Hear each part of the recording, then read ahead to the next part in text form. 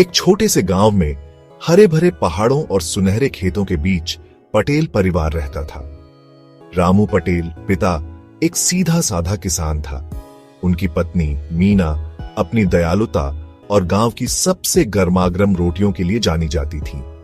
उनका एक बेटा था आरव, जो बहुत ही तेज था।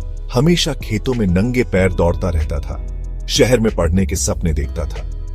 गांव में जिंदगी साधारण थी लेकिन कठिन। सब कुछ मानसून पर निर्भर था। अगर बारिश होती तो फसल अच्छी होती, अगर नहीं होती तो परिवार भूखा रहता। एक साल बारिश बिल्कुल नहीं हुई। दिन ब दिन आसमान सूखा रहा, नीचे की धरती की तरह फटा हुआ। रामू ने अपनी लगभग सूखे कुएं से पानी निकालकर फसलों को बचाने की कोशिश की। मीना कम खाना बनाने लगी। आरव खेतों में दौड़ना बंद कर दिया। उसके सपने अब उनकी फसल की तरह मुरझा गए थे। मौसम के अंत तक परिवार कर्ज में डूब गया था। रामू ने अपनी गाय बेच दी, फिर अपनी जमीन का छोटा सा टुकड़ा। अंत में वह पुराना रेडियो जो मीना के पसंदीदा गाने बजाता था। एक रात तारों से रहित आसमान के नीचे रामू चुपचाप बैठा था। मीना जानती थी कि वह क्या सोच रहा है।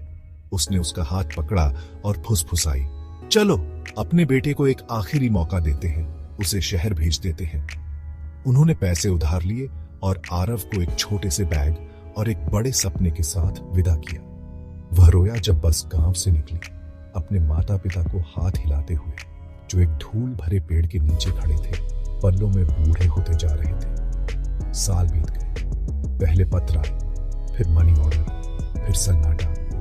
गांव में वापस रामू बीमार पड़ गए। मीना ने दवा के लिए चूड़ियां बेच दी। वो अक्सर सड़क के किनारे बैठी रहती, उम्मीद करती कि आरव की परछाई गर्मी और धूल में दिखाई दे, लेकिन वह कभी नहीं आया।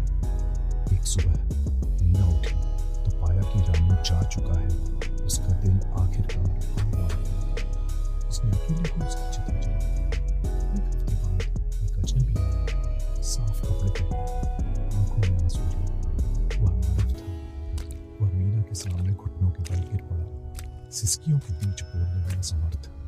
अपने हाथ में उसने एक तस्वीर पकड़ी हुई थी, रामू की, उसी धूल भरे पेड़ के नीचे मुस्कुराता हुआ। वह बहुत देर से लौटा था, लेकिन उस दिन से वह वहीं रह गया। उसने गांव में एक छोटा सा स्कूल बनवाया, जिसका नाम अपने पिता के नाम पर रखा।